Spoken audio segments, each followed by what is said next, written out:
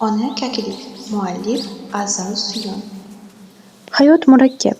Unda umr kechirish o'z-o'zidan bo'lmaydi. Ammo qiyinchilik, og'irchilikdan, xatarlardan qo'rqavermaslik kerak. Inson, aql, tafakkur chirog'i har qanday zulmatni yoritishga qodir. Yo'lingizdagi ko'ringan, ko'rinmagan to'siqlarni, xovlarni surib tashlashda sobit. Insonni qo'yib turaylik, tabiatdagi har bir jonzot ham tiriklik uchun kurashib yashaydi.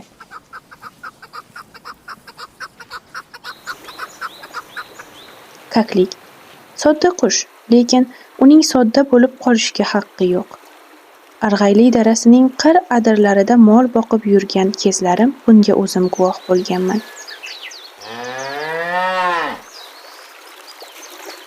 May oyining o'rtalarida ona kaklik tuxum bosib yotganiga duch kelgandim. Uning uyasi bir tup shuvoq ostida edi. Bolalik ekanda, uni tutmoqchi bo'ldim. Unga qarab yo'naldim. Ona kaklik noxushlikni tez payqaydi. Birdan uyasidan otilib chiqdi va pastga, qiyalik bo'ylab dumalay ketdi. Ha, u aynan dumalab borardi. Orqasidan quva boshladim. Yetay deganimda dumalashni tezlatdi. Quvaverdim. Yana yetay dedim. U yana tezladi. Quvib daraning ichiga tushib qoldim. Va shunda ona kaklik dumalashdan lahzada turdi-da, 3-4 qadamcha yugurgiladi-yu, uchib ketdi.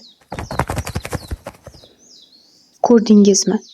Sodda qush deganimiz ona kaklik menday bir aqlli cho'pon bolani qanday chalg'itib, tuxumlarini, bo'lajak jo'ja bolalarini asrab qoldi. U ayyormidi? Yo'q degim keladi bugun. Ona kaklik aqlli, oqila edi. Men o'shanda tag'in ortimga qaytib uning tuxumlarini olib ketishim mumkin edi. Ammo birinchidan uyadan ko'p uzoqlab ketgan edim. Ikkinchidan tuxumlarni olib nima ham qilardim? Mol boqib yursam, mol boqish oson emas.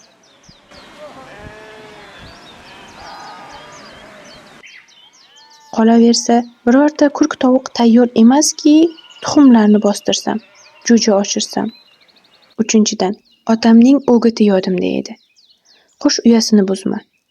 Tuxumlarini sindirma. Polaponlariga ozor yetkazma. Hatto ilon bolasini ham o'ldirma.